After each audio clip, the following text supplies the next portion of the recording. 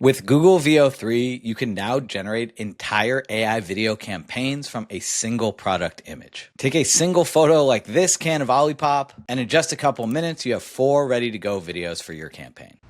I love the strawberry vanilla taste. It's so refreshing as a mid-morning drink and supports my gut health. We got UGC-style video. We have just a casual scene on this bench.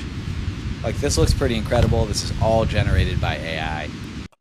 Just a nice product rotation shot here. Very simple, super clean. And something that feels really natural, like this shot of someone just putting the can in the ground.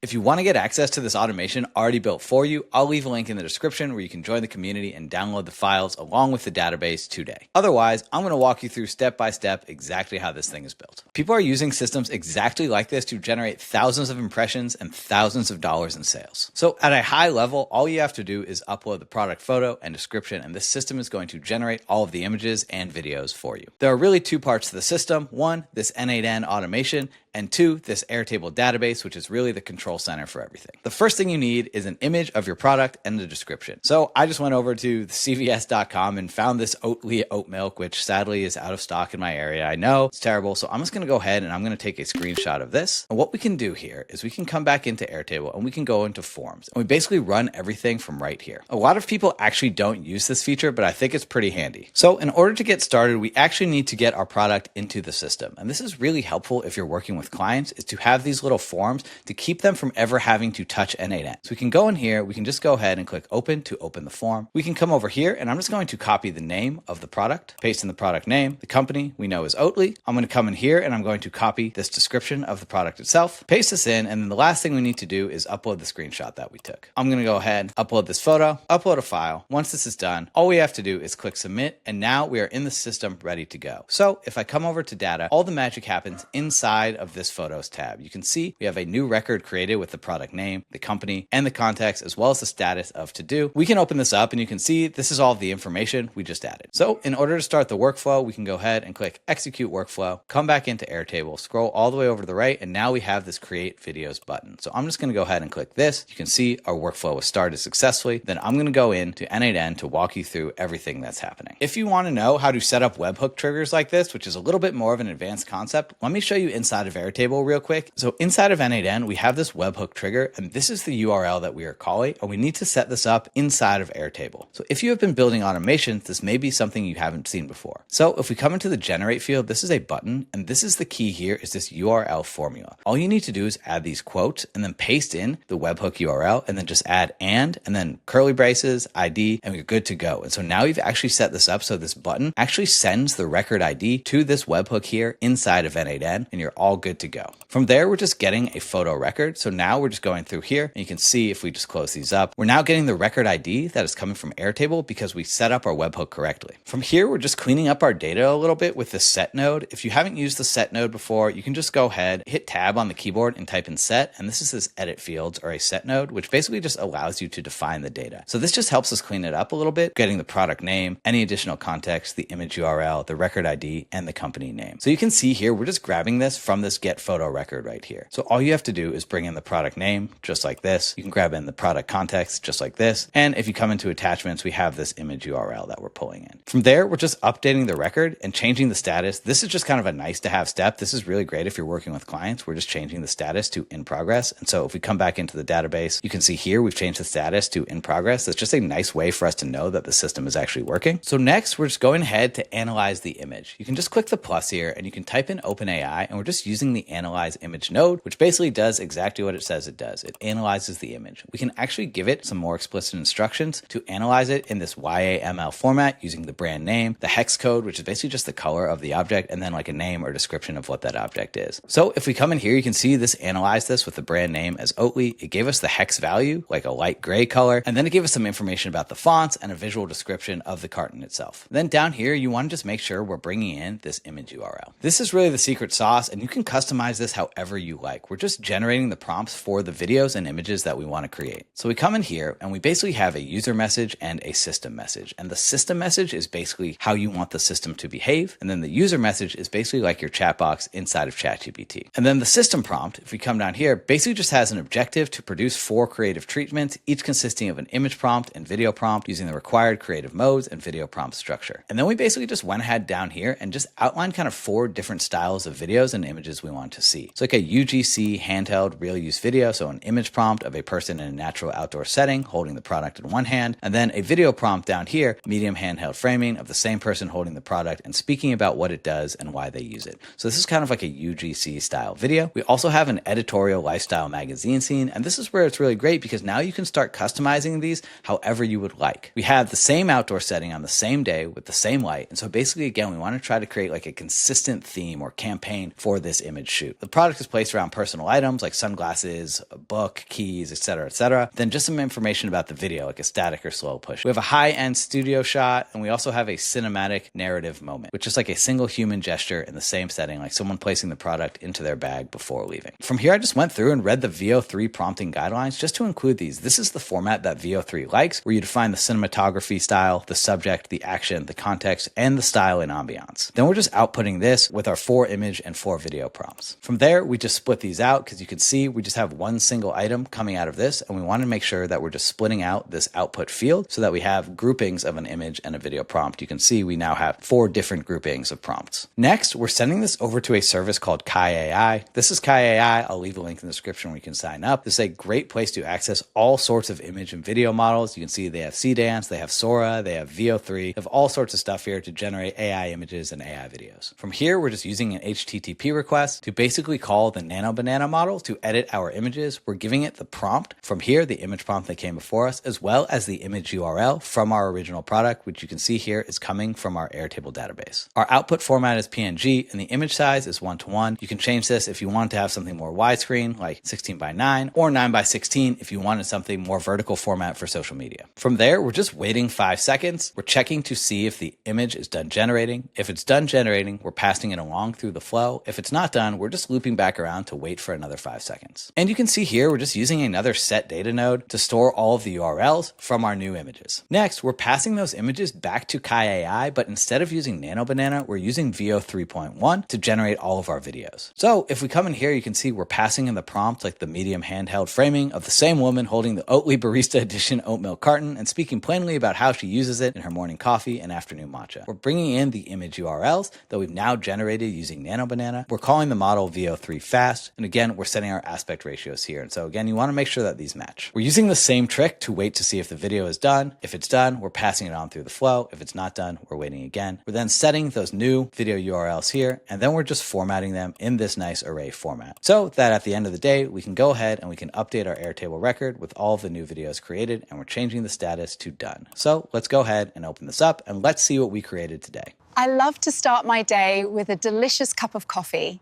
And in the afternoon, I enjoy a soothing matcha. Let's check out video number 2. This one seems a little bit more static, but I think you can just go ahead and adjust the prompt and get different results. Let's see about video 3.